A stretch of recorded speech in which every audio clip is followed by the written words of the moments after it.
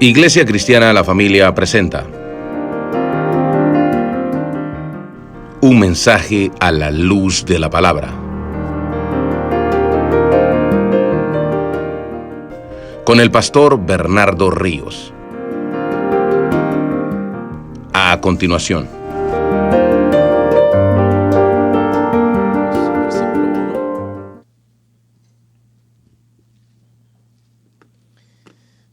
Vamos a leer ese verso estando en pie, si es tan amable, brevemente, y luego oramos, solamente el verso 1. Vamos a exponer hasta el verso 13, ¿ok? Con la ayuda del Señor, pero solamente leemos el 1, oramos y ya nos sentamos.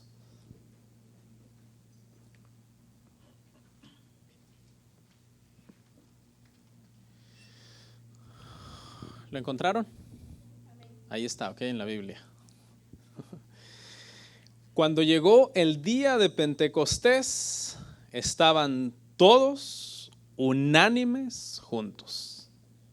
Oramos. Padre, te doy gracias por este privilegio, esta oportunidad que tengo de exponer tu palabra una vez más, poder retomar el estudio del libro de los Hechos, donde apenas vamos arrancando. Un libro muy importante, Padre, para la iglesia cristiana y necesario, Padre, para aprender muchas cosas sobre membresía, cómo funciona la iglesia. Y hoy vamos a estudiar cómo obra el Espíritu Santo en nuestras congregaciones, Padre, en nuestra iglesia. Así que te pido que me ayudes, que me des sabiduría, que me guíes para hablar tu palabra y así edificar a cada miembro, Señor, de tu cuerpo presente en este lugar. En Cristo Jesús, amén. Amén. ¿Pueden sentarse, hermanos?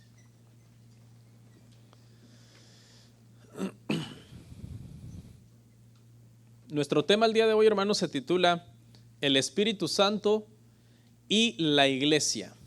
El Espíritu Santo y la iglesia. Hoy vamos a estar estudiando Hechos, capítulo 2, verso 1 al 13. Nos ha costado llegar al capítulo 2 por tanta cosa que hemos tenido. Tuvimos al doctor David la semana pasada y nuestros hermanos ancianos que están también compartiendo el púlpito acá con nosotros un domingo de por medio. Amén. Hechos, hermano, por favor, quiero que pongamos atención porque Hechos capítulo 2 juega un papel crucial dentro de lo que es la era de la iglesia. Ya les voy a explicar un poquito en qué consiste la era de la iglesia, que es precisamente la era en la que estamos. Este capítulo, hermanos, es muy importante. Parte prácticamente la historia en un antes y un después con respecto a la iglesia cristiana. Así que si usted es cristiano, créame, esto es de su interés y lo animo a poner atención. En el capítulo 1, hermanos, de Hechos, el Señor Jesús asciende al cielo. Eso es lo que prácticamente aprendimos en ese capítulo 1. El Señor ascendió y les dio instrucciones a sus discípulos. Vimos las últimas palabras de Jesús a sus discípulos, los recursos que Él les dio para hacer la obra evangelística y al final vimos que les dio otro apóstol. ¿Se acuerda de ese tema? Les dio un sustituto para Judas, Matías, que significa un regalo para la iglesia. Y prácticamente una vez que acabamos esa parte, hermano, de que el Señor ha dado recursos a la iglesia y le ha dado el sustituto de Judas, en el capítulo 2 lo que vemos es el descenso del Espíritu Santo. Primero, el ascenso de Jesús al cielo, a la diestra del Padre donde está hoy. Y segundo, el descenso del Espíritu Santo. Eso es lo que vamos a ver el día de hoy. En el capítulo 1 están esperando esto.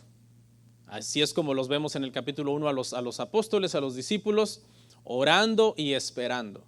Porque el Señor les había dicho, no se vayan de Jerusalén, esperen ahí porque vendrá el Espíritu Santo sobre ustedes. El libro de Hechos, hermanos, es llamado por algunos el Evangelio del Espíritu Santo. Otros lo llaman los Hechos de los Apóstoles. Otros lo llaman los Hechos de la historia de la iglesia.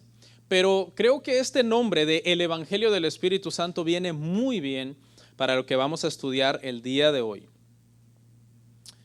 El Espíritu Santo, hermanos, es central en Hechos, en la historia de la iglesia, y así es como debería de ser en nuestras iglesias. Hoy vamos a aprender, hermano, cómo cada decisión, cada guianza, cada acción de los apóstoles, cada situación que se presentaba, eran guiados por el Espíritu Santo. Para hacer cosas, para no hacer cosas, para tomar decisiones, para llegar a una conclusión en un asunto importante que estaba complicado. Ahora, sería un error, hermano, que nosotros pensemos que porque el Espíritu Santo vino en Hechos capítulo 2 sobre los apóstoles, sobre los cristianos, que fue entonces cuando el Espíritu Santo comenzó a existir. Ese error no lo podemos cometer simple y sencillamente porque el mismo libro de Hechos nos dice que no es así. Así que no podemos cometer ese error. Por ejemplo, en Hechos 1:16 dice que el Espíritu Santo habló por medio de David. Ese verso ya lo analizamos. ¿Ok? En Hechos 28:25 dice que el Espíritu Santo había hablado por medio de Isaías.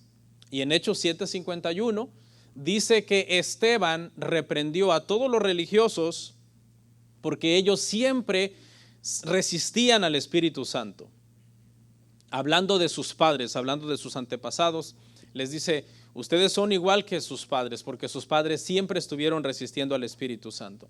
Podemos ver entonces aquí, hermanos, que el Espíritu Santo no comenzó a existir en el libro de Hechos, que en todo el Antiguo Testamento estuvo obrando desde el día 1 de la creación, desde Génesis 1:1.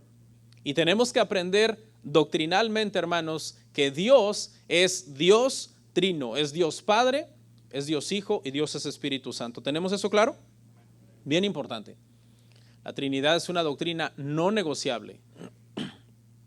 Todo movimiento religioso que niegue la doctrina de la Trinidad, nosotros, los que nos consideramos cristianos ortodoxos, tenemos que considerarles a ellos por secta.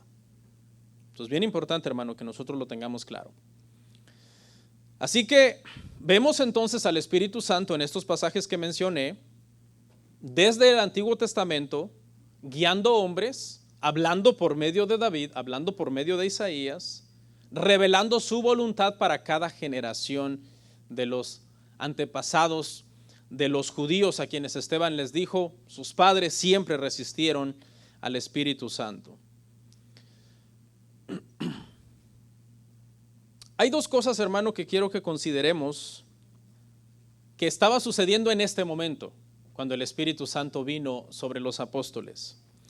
Y estas dos cosas son dos cosas de las cuales los apóstoles mismos no tenían mucho entendimiento. Son dos cosas que les tomó un proceso de tiempo a ellos para irlas comprendiendo.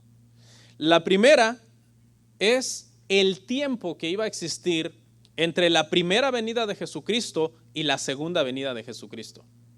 Eso fue algo que ellos no lo tenían muy claro. Por eso es que ellos están esperando en el siglo I a Jesús inmediatamente. Están esperando que Cristo venga, ya Cristo asciende en Hechos capítulo 1 y los apóstoles se quedan prácticamente con el entendimiento de que Cristo va a volver ya, que no va a haber un tiempo tan largo como los 2000 años que hemos pasado ya, sino que Cristo viene ya la próxima semana. El mes que viene, vendan todos sus bienes. Bueno, no dijeron eso los apóstoles, ¿ok? No fue algo mandatorio, fue algo que los discípulos o los cristianos tomaron a bien hacer voluntariamente, vender propiedades, traerlo a los pies de los apóstoles, porque ellos pensaban que ya el Señor iba a venir la semana que viene. Yo también haría eso, si les soy sincero, ¿sí? A mí si me dicen, ¿sabes qué? En 2 semanas viene el Señor, así que ponte a cuentas, haz buenas obras, ayuda al prójimo. Yo vendería todo y se lo regalo también a los pobres, como se hacía ahí. ¿Ok? Y alguien dirá, ¿y por qué no lo hace? Bueno, porque no sabemos cuándo el Señor va a venir, hermano, y son cosas que yo necesito para vivir, igual usted, ¿no? Para mi familia, para mis hijos, ¿ok? Entonces, este tiempo, hermano, 2000 años ya, porque hace ya 2000 años que el Señor ascendió, fue algo que no entraba en la mente de los apóstoles. Ellos no pensaban que el Señor iba a tardar 2000 años. Y otra cosa, la segunda cosa, hermano, que tuvieron que entender en este periodo, en este proceso, fue que en este tiempo, el tiempo que el Señor iba a tardar en venir, iba a ser un tiempo en donde la pared intermedia entre judíos y gentiles iba a ser derribada y judíos y gentiles iban a estar juntos en un solo cuerpo adorando a Dios. Por favor, tome en cuenta estas dos cosas. Estas dos cosas, hermano, los apóstoles después de la ascensión de Cristo las fueron comprendiendo en un proceso. No se sabía que iba a haber todo este tiempo. ¿Y sabe cómo se llama esta era? Esta era en la que estamos esperando a que el Señor vuelva en su segunda venida y en donde judíos y gentiles pueden venir a adorar a Dios en un solo cuerpo que se llama la iglesia, se llama precisamente la era de la iglesia. Y es precisamente esa era, la era de la iglesia, la que el Espíritu Santo, hermanos, vino a inaugurar en Hechos capítulo 2. Esa es la era en la que nosotros estamos. Escuche bien, no estoy diciendo que la iglesia comenzó a existir tampoco en Hechos capítulo 2. Si le soy sincero, eso pensaba yo antes. ¿Sí? Yo pensaba que en Hechos capítulo 2 la iglesia comenzó a existir.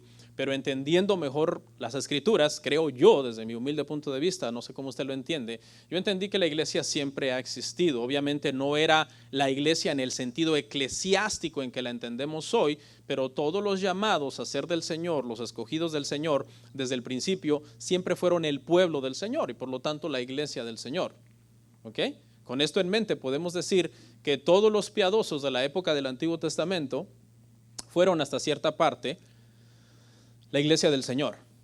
Y hay versos que respaldan esta postura porque la iglesia, la palabra griega eclesia, que fue la que se tradujo en la Septuaginta del hebreo kahal, que significa congregación, fue como se decía en el Antiguo Testamento a la congregación, kahal, una reunión del pueblo de Dios.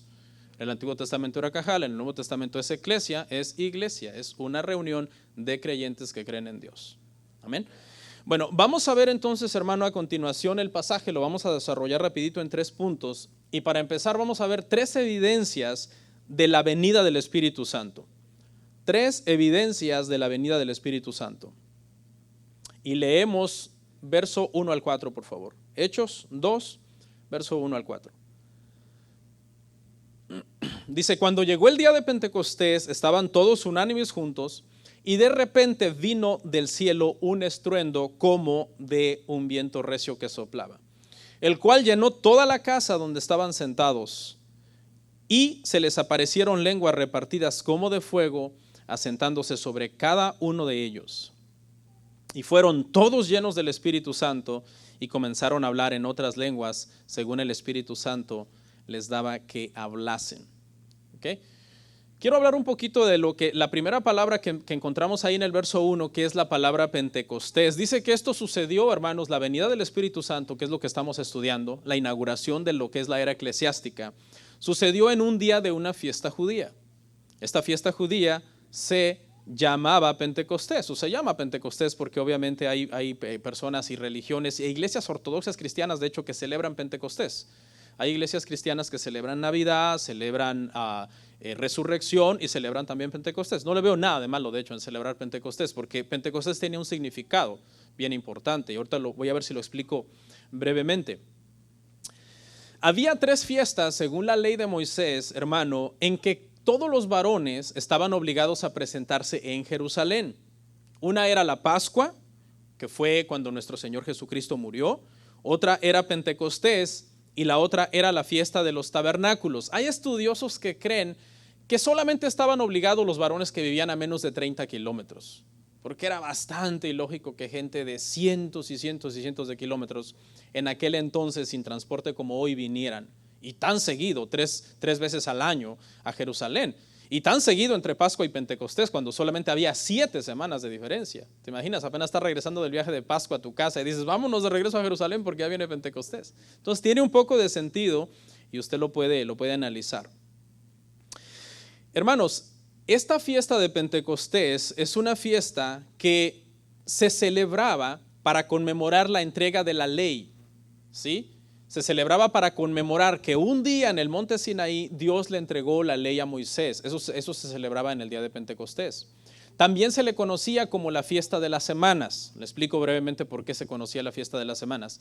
Pentecostés significa 50º o 50º, ¿ok?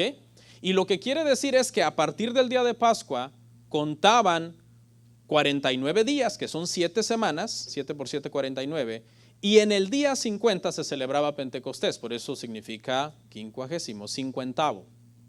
¿Ok? Y por eso también se le llamaba la fiesta de las semanas, porque se entendía, después de Pascua tenemos 7 semanas y luego vamos a celebrar Pentecostés. Y aprovechaban para también ofrecer primicias en esa fiesta a Dios, porque también se celebraba que Dios había bendecido al pueblo con trigo, con cebada, y hacían panes especiales en ese día y los presentaban a Dios como una primicia. ¿Ok? Entonces vea, primeramente celebraban la conmemoración de que Dios entregó la ley a Moisés, y también celebraban que en ese periodo de semanas habían cosechado fruto y que tenían algo para ofrendar al Señor.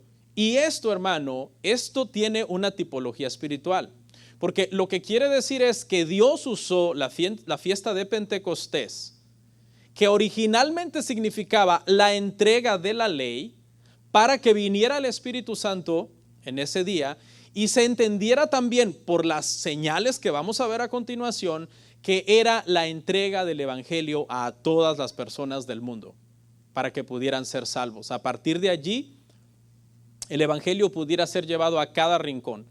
Y de la misma forma que un día Dios entregó la ley a Moisés para Israel, ahora con la venida del Espíritu Santo en Pentecostés se estaba entendiendo que era la entrega del evangelio no solamente para Israel, sino para todo el mundo. Ese es el primer significado espiritual que tiene, pero tiene otro, porque si también se estaban celebrando las primicias y era precisamente un domingo, el día de Pentecostés siempre se celebraba un domingo, siempre, porque era el primer día de la semana después de haber contado 7 semanas comenzando en un sábado. ¿Ok? Se comenzaba a contar a partir de un sábado y de ahí se contaban 49 días, y el día primero que seguía después del 7º día de la última semana era ¿un qué? Era el primer día. Obviamente no se llamaba domingo, se llamaba el primer día, pero hoy se llama domingo y sabemos que se aplica al primer día de la semana. Y ese día que había pasado en un domingo, había resucitado el Señor Jesucristo de entre los muertos, siendo primicias de los muertos. Y por eso entonces también la fiesta de las primicias y de la entrega de la ley tenía que ver con lo que espiritualmente esto significaba para la iglesia. Significaba la entrega del evangelio para toda criatura y también el anuncio de que así como Cristo un día resucitó de entre los muertos, siendo Él las primicias de entre los muertos, un día nosotros vamos a resucitar también. No sé usted, pero ese pensamiento a mí me da mucho ánimo. ¿Sí? Porque si pensamos solo en morir sin resurrección y sin esperanza y que no hay nada más allá de la muerte, eso suena bastante desolador, ¿no? Suena como decían los profetas griegos: comamos y bebamos porque mañana moriremos. No hay propósito, no hay sentido en la vida entonces. Entonces, el Espíritu Santo vino en un día de Pentecostés. Y esa fiesta de Pentecostés se usó como una especie de catapulta para que el evangelio fuera llevado a todo el mundo. De hecho, hay eruditos que dicen que esa fue la manera en que nació la iglesia de Roma. Habían peregrinos en Pentecostés que vieron la venida del Espíritu Santo, oyeron el evangelio y llevaron el evangelio a Roma. No fue, según la historia, no fue Pedro que fundó la iglesia en Roma y tampoco Pablo, sino que fueron peregrinos que estaban en el día de Pentecostés en Jerusalén cuando vino el Espíritu Santo. ¿Ok? Bueno, creo que dijimos suficiente sobre Pentecostés. ¿Qué estaban haciendo en ese día? Estaban todos unánimes juntos. Seguían en oración, como habían estado en el capítulo 1. En el capítulo 1 comenzaron a estar en oración. Estaban en oración y Pedro los interrumpió y se puso en pie y dijo: ¿saben qué? Estaba escrito que este hombre iba a traicionar al Señor y escojamos a un sustituto. Pero una vez que ya tenían a Matías, lo que este pasaje nos dice fue que volvieron a empezar a orar. Comenzaron a orar y siguieron orando una vez más. Y ahora sí, ya todo está listo. Ya está listo. Ya están los 12 apóstoles una vez más preparados para que venga entonces el Espíritu Santo. Y fue entonces cuando sucedió lo siguiente: de repente vino del cielo un estruendo como de viento recio que soplaba, el cual llenó toda la casa. ¿Ok? 2 cosas tenemos que destacar aquí. Primero, Lucas, que es el autor de Hechos, lo relaciona con un fenómeno del cielo, no con un fenómeno sobrenatural. ¿ok? Porque los vientos no soplan del cielo, ¿verdad? Los vientos soplan del este, del oeste, soplan de los lados. Obviamente hay aire por allá arriba, pero no es que esté soplando del cielo, de allá de la atmósfera hacia abajo. Entonces, lo primero que Lucas está tratando de decir aquí, esto no fue un fenómeno climático, esto fue un fenómeno sobrenatural, fue una manifestación celestial, una manifestación del cielo.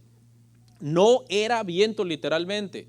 Esto todos los eruditos lo han dicho. ¿Por qué? Porque él dice que era como viento, lo que se conoce como un símil, algo que parecía, pero que no era literalmente el viento. Lo que está tratando aquí de establecer Lucas, hermanos, es que esto fue algo sobrenatural.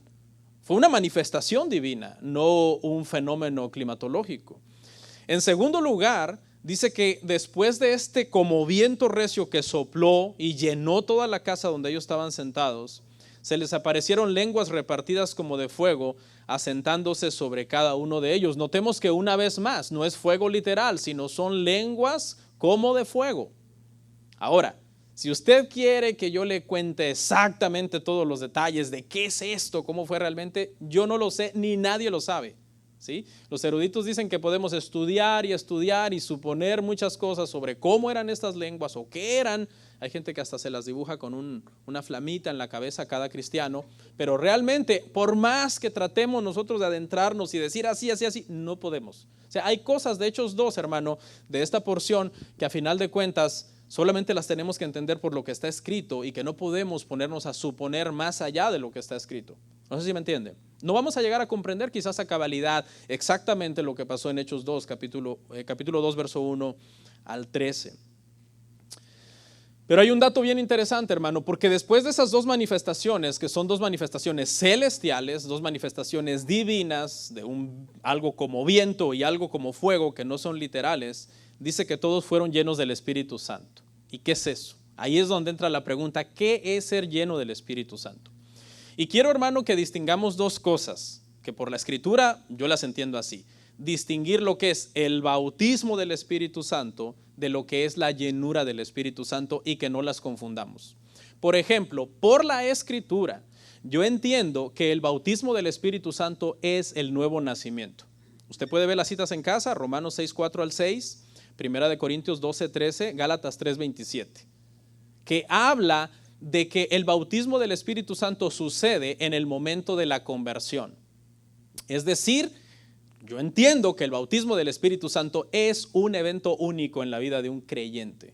Ahora, la llenura del Espíritu Santo, que es la medida en que nosotros, por nuestra santificación, nuestra vida de lectura de la palabra, nuestra vida de oración, vamos dejando que Dios sea el que gobierna más cada área de nuestra vida. Eso es lo que yo entiendo que es llenura del Espíritu Santo. ¿Ok? Eso es lo que yo comprendo. Llenura del Espíritu Santo, la gente la entiende que es más de Dios en mí. Llenura del Espíritu Santo yo le entiendo que es más de mí bajo el control de Dios por la palabra. Ahora, yo sé que, por ejemplo, la llenura se repetía en el libro de Hechos.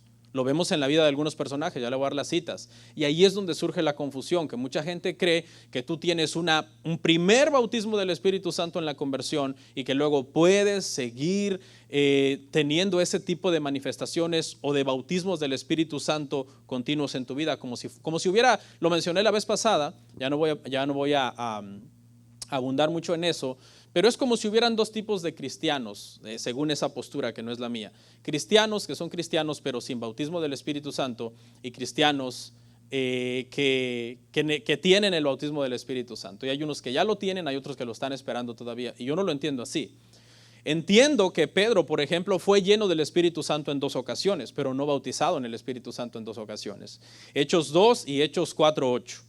Esteban también, Hechos 6:5 y Hechos 7:55. Y no digamos Pablo, en el día de su bautismo y también en Hechos 13:9 cuando fue comisionado para ser misionero. El día que él se bautizó, también el día que él emprendió el ministerio como misionero. Pero ¿qué quiere decir eso, hermano? ¿Que ellos estaban recibiendo una segunda bendición? No, lo que quiere decir es que estaban creciendo más en santificación. Porque yo entiendo que llenura del Espíritu Santo es ser controlado por el Espíritu Santo. Además, esto está en la Biblia. La Biblia no manda ser bautizado con el Espíritu Santo. El bautismo del Espíritu Santo es algo del designio soberano de Dios. El Señor convierte a una persona, lo bautiza con el Espíritu Santo y esta persona es sellado con el Espíritu Santo, llega a ser propiedad de Dios, es guiado por el Espíritu Santo. El Espíritu Santo da testimonio dentro de la persona, Romanos 8:16, de que es hijo de Dios, etcétera, etcétera. Pero ser llenos del Espíritu Santo sí es un mandato. ¿Ok? Uno es una acción soberana de Dios y el otro es un mandato. Está en Efesios 5:18, sed llenos del Espíritu Santo.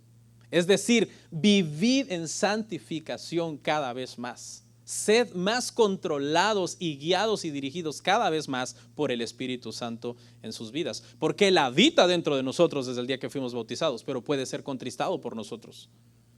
Entonces, ¿cuál es lo contrario de contristar al Espíritu Santo? Ser lleno del Espíritu Santo. Es decir, en lugar de entristecerlo porque estoy haciendo lo que quiero, en lugar de eso soy controlado por el Espíritu Santo y mis buenas obras dan gloria a Dios. Y eso es señal de que yo estoy lleno del Espíritu Santo. Comenzaron a hablar otras lenguas según el Espíritu les daba que hablasen. En este tema ni me voy a meter entre lo que son las famosas glosolalia o lo que son las famosas lenguas que a uno le llaman espirituales, otro le llaman angélicas, porque no tiene caso. Es un debate interminable entre lo que son carismáticos y reformados. No tiene caso realmente.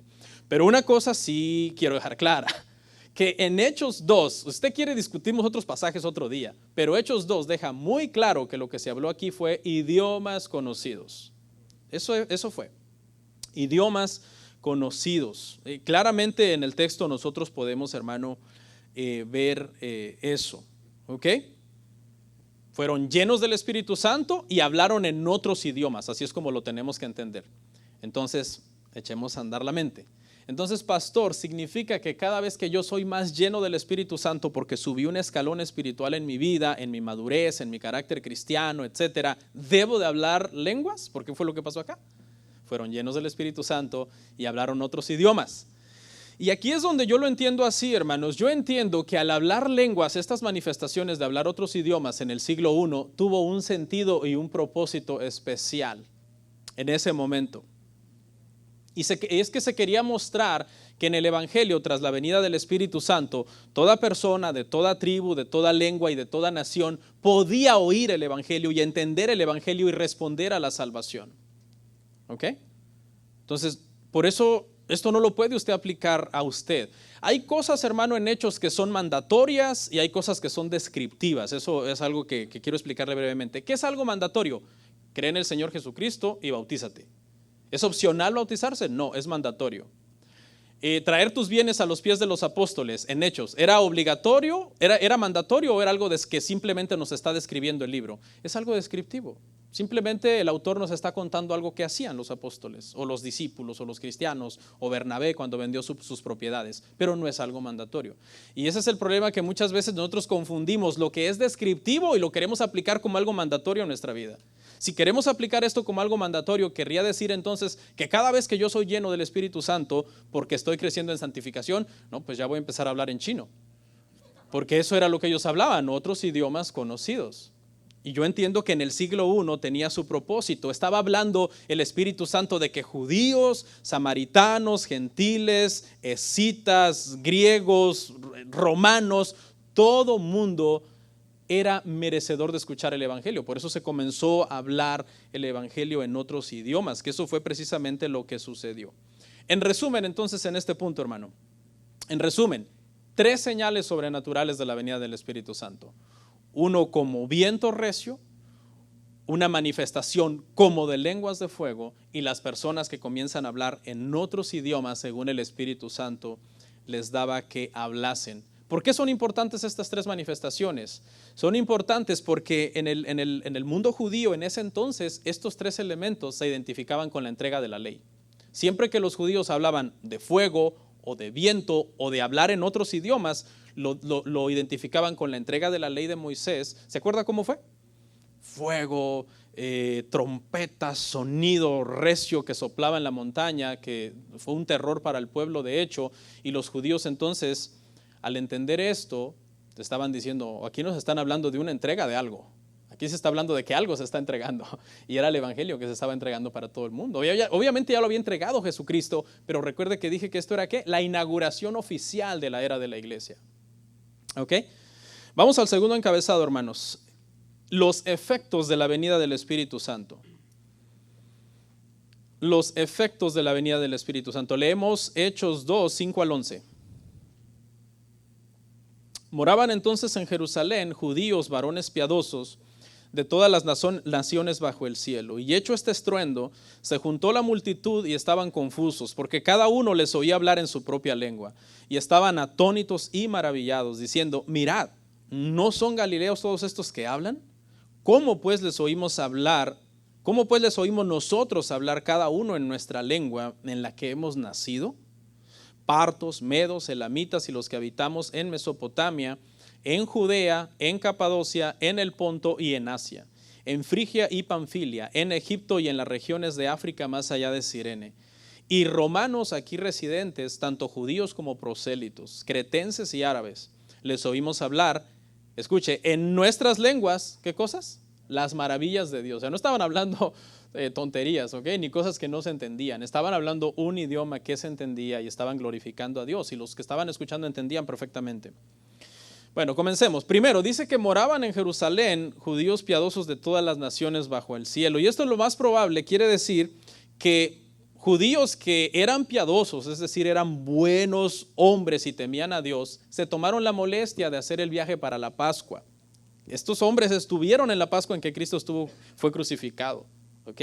Y se tuvieron la molestia de haber hecho ese viaje, pero como 7 semanas después se celebraba Pentecostés, se quedaron ahí. Por eso dice que moraban. Este moraban aquí no quiere decir que vivían día a día, año tras año en Jerusalén, sino que habían venido. Por eso es que ellos hablan otros idiomas y entienden otros idiomas. No vivían todo el tiempo ahí residiendo de forma permanente, sino que ya pareciera que vivían estando ahí 7 semanas después de Pascua para esperar Pentecostés 50 días después.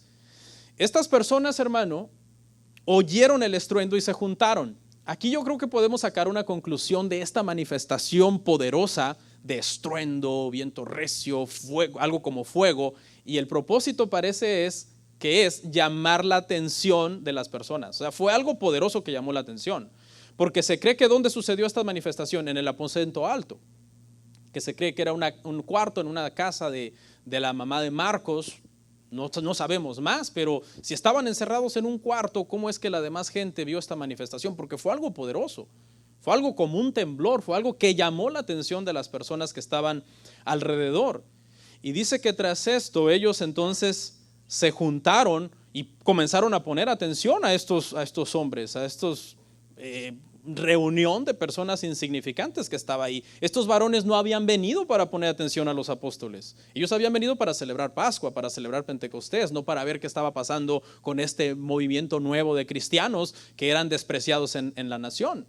Pero ahora su atención ha sido cautivada y aunque no vinieron a ver a los apóstoles, están prestando atención a los apóstoles para ver qué es esto, cómo es esto, qué es este gran estruendo y esta manifestación extraña, y que estos hombres dice, mire, ¿no son estos galileos?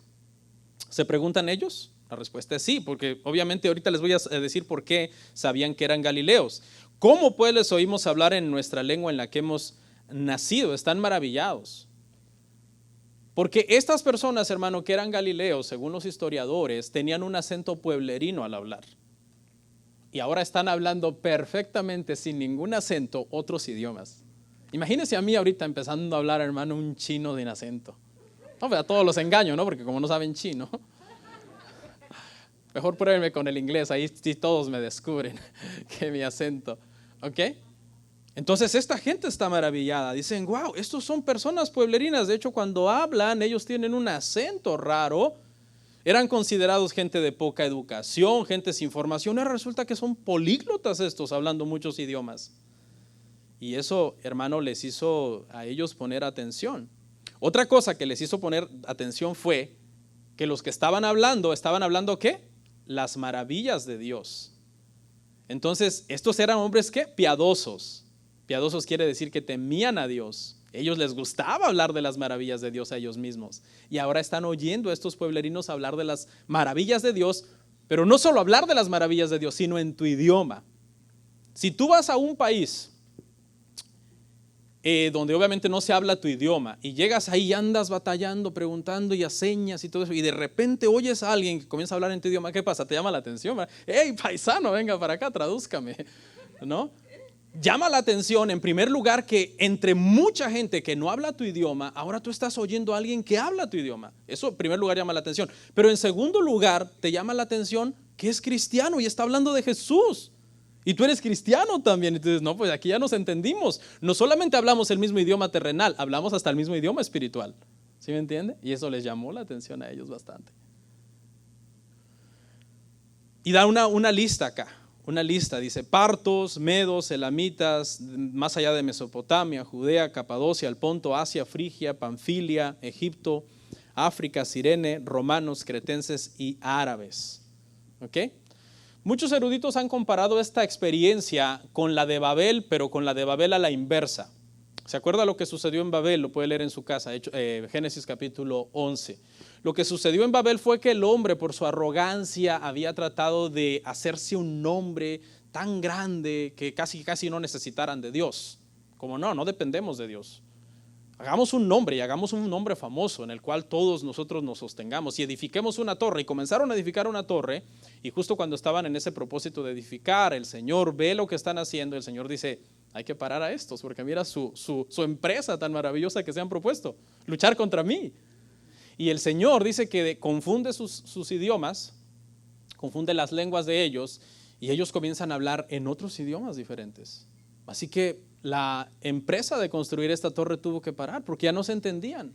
Comenzó a haber un desorden dentro de la construcción, se disiparon por toda la tierra y dieron origen a lo que es las naciones. Aquí también hay una manifestación de diferentes idiomas. En Babel lo que trajo fue división, pero aquí lo que traía era unidad. Aquí lo que traía era: no importa de qué país seas, no importa de qué color seas, no importa qué idioma tú hables, no importa tu trasfondo religioso, no importa si eres hombre, no importa si eres mujer, si eres libre, si eres esclavo, tú puedes, por medio de un lenguaje espiritual, ¿sí? No importa qué idioma hables, por medio de un lenguaje espiritual, todos podemos hablar el mismo idioma, las maravillas de Dios en Cristo Jesús. ¿Cuánto le dan gloria al Señor por eso? Tremendo. Se puede hablar el mismo lenguaje espiritual, inclusive si hablamos diferentes idiomas. Por ejemplo, hay lenguajes complicados, como por el chino, por favor, que ya lo que menciono por tercera vez. Como por ejemplo el chino. El islandés creo que es uno de los lenguajes más complicados del mundo para aprender. ¿Okay? El mandarín y otros idiomas del mundo. Usted piense esto, hermano. A lo mejor usted nunca va a hablar el idioma de esos hermanos, hablando de los que son cristianos. Los de Islandia que son cristianos, los de China que son cristianos, los de donde usted quiera, Groenlandia que son cristianos. Usted dice: no, yo nunca voy a aprender ese idioma. Pero ¿sabe qué? Esos hermanos, cuando ellos comienzan a orar o a hablar del evangelio, están hablando exactamente el mismo idioma que usted, espiritualmente hablando. Y eso nos conecta con ellos. Nos pone en un mismo sentir espiritual, en tener el mismo sentido de la oración, de acercarnos a Dios, de hablar doctrina, de hablar el evangelio. Dios es maravilloso, hermanos. La lista de naciones, hermano, incluye personas de los 4 puntos cardinales con referencia a Jerusalén. Se menciona naciones del oriente, naciones del occidente, se menciona Roma, se menciona a Egipto. Algunas naciones específicamente que se mencionan no eran del agrado de los judíos. Por ejemplo, Egipto, donde habían estado esclavos.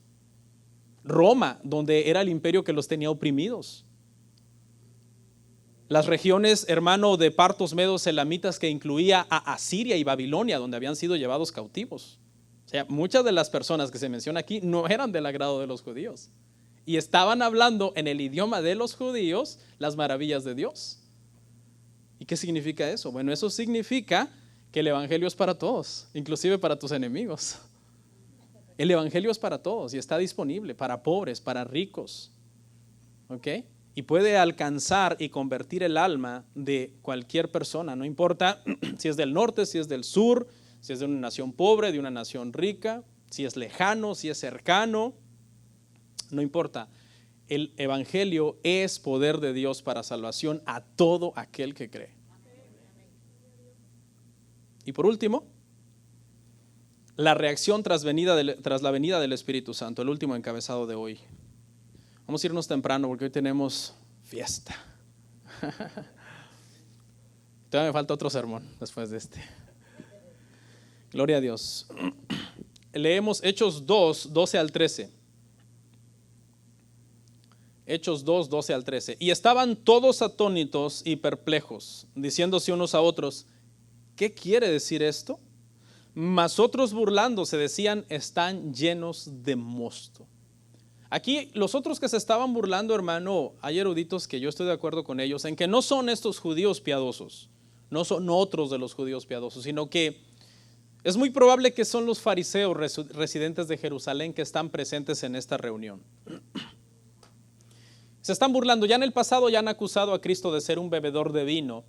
Y es probable que son ellos los que ahora están confundiendo la inauguración de la iglesia con una reunión de borrachos. Y eso es muy probable que es lo que haya sucedido. No era una reunión de borrachos. Sí sabemos eso, ¿ah? Lo que era, hermanos, la realidad era que a partir de Pentecostés, el Espíritu Santo se volvió el motor y la guía de la iglesia. Antes de esto, el Espíritu Santo estaba presente, siempre existiendo, ¿ok? Pero a partir de este día, el Espíritu Santo, hermano, ha venido a ser prácticamente sin el que la iglesia no podemos hacer nada, nada. La iglesia, hermano, podemos ser bien profesionales, hermano, tener buenos equipos de sonido, buenas instalaciones, buenos predicadores, si usted quiere, elocuentes, hermano, para hablar, preparados, que no se ponen nerviosos como yo. Todo lo que usted quiera, hermano. Y eso sería un completo fracaso sin el Espíritu Santo. Si nosotros no estamos siendo llenos del Espíritu Santo cada vez en nuestra vida. ¿Hace cuánto te convertiste? ¿Hace años? No puede ser el mismo. Tienes que ser otro, tu carácter tiene que ser otro, tu paciencia tiene que ser otro, tu forma de hablar tiene que ser otra, lo que consumes en internet tiene que ser otra, cómo usas tu tiempo tiene que ser otra, los libros que lees tiene que ser otra cosa, qué mueve tu vida tiene que ser otra cosa. Y le voy a dar una lista de cosas que vamos a ver a lo largo del libro de los Hechos conforme vayamos avanzando, me parece que una ya la vimos, acerca de cómo, hermanos, el Espíritu Santo se volvió la nueva realidad en la iglesia y sin el cual no podemos hacer nada. Nada, hermano. Si el Espíritu Santo no está, hermano, en nuestras reuniones, como muchos dicen, ¿no? Muchos creen que porque no hacemos desorden el Espíritu Santo no está. No, al contrario, el Espíritu Santo está aquí poniendo orden. Si no hiciéramos desorden. ¿Ok? Pero mire, le voy a dar una lista rapidito para terminar. Los discípulos habían de recibir poder. ¿Cuándo? Cuando viniera el Espíritu Santo. Hechos 1:8. El poder y la elocuencia de Pedro, siendo un hombre sin letras, para predicar ante el Sanedrín, que era gente educada, fue obra del Espíritu Santo. Hechos 4:31. Los 7 diáconos que se eligieron para comenzar a organizar la iglesia a causa de la murmuración que se levantó, eran hombres llenos del Espíritu Santo. Hechos 6:3. El espíritu que movió a Felipe, ¿se acuerda cuando Felipe fue movido por el Espíritu Santo para poder ir a predicar al eunuco? Fue el Espíritu Santo también, Hechos 8:29. El espíritu que preparó a Pedro para recibir a los emisarios de Cornelio, ¿se acuerda? Si el Espíritu Santo no le hubiera dicho a Pedro, recíbelos y ve con ellos, Pedro no va. Pero el Espíritu Santo le dijo, vienen a buscarte unos hombres, yo los mandé, ve con él. Y era importantísimo porque era el inicio del evangelismo a los gentiles. Eso está en Hechos 10:19. El Espíritu Santo fue el que inspiró a Agabo a hablar de la hambre que iba a venir en Jerusalén, Hechos 11:28, de la cual la iglesia cristiana se dedicó a alimentar a los pobres y a recoger ofrendas para los pobres. El Espíritu Santo fue el que tuvo la última palabra en el concilio en Jerusalén, Hechos 15:28. Tuvo la última palabra. Es decir, alguien de los hombres lleno del Espíritu Santo dijo, esto vamos a hacer y punto. El Espíritu Santo fue el que ordenó que se apartara a Bernabé y a Saulo para que fueran misioneros. Hechos 13:2 y 4. El Espíritu Santo guía a la iglesia. Guía a Pablo a través de las provincias y le dice, aquí predica, aquí no. ¿Se acuerda? Eso está en Hechos 16:6. El Espíritu Santo le dijo a Pablo lo que le esperaba en Jerusalén, que eran cadenas, cárceles, azotes. Hechos 20:23. Y por último, el apóstol Pablo en su último sermón que les dio a los ancianos de Éfeso les dijo, acuérdense, ustedes fueron puestos por obispos de la iglesia que el Señor ha comprado con su propia sangre. Y en general, todos los miembros de la iglesia primitiva, hermano, eran personas llenas del Espíritu Santo. Se dedicaban, ¿sabe a qué? Se dedicaban a orar, a leer las Escrituras, a aprender doctrina, a hacer buenas obras con los pobres, a amar a Dios, a servir a Dios. A eso se dedicaba la iglesia primitiva. Sería bueno que no importa que estemos en el siglo XXI y qué tan moderna sea nuestra iglesia, seamos personas llenas del Espíritu Santo, hermano. Porque sin el Espíritu Santo nosotros no podemos hacer absolutamente nada. En resumen, el valor de los cristianos para enfrentarse con situaciones peligrosas, hermano, viene del Espíritu Santo. El poder para resolver problemas en nuestra vida viene del Espíritu Santo. La elocuencia para predicar, los que predicamos, hermanos, la elocuencia para predicar viene del Espíritu Santo. El gozo que no dependía de las circunstancias, dice que cuando los azotaron a Pedro y a Juan, dijeron, estuvo bueno que nos pegaron por Cristo. El gozo que no depende de las circunstancias viene del Espíritu Santo. Todo es obra del Espíritu Santo en la iglesia a partir de Hechos capítulo 2, y así es como deberíamos de estar operando. Y si no, preocupémonos. Vamos a orar. Comparte, suscríbete, dale like. Gracias por tu sintonía. Hasta la próxima. Bendiciones.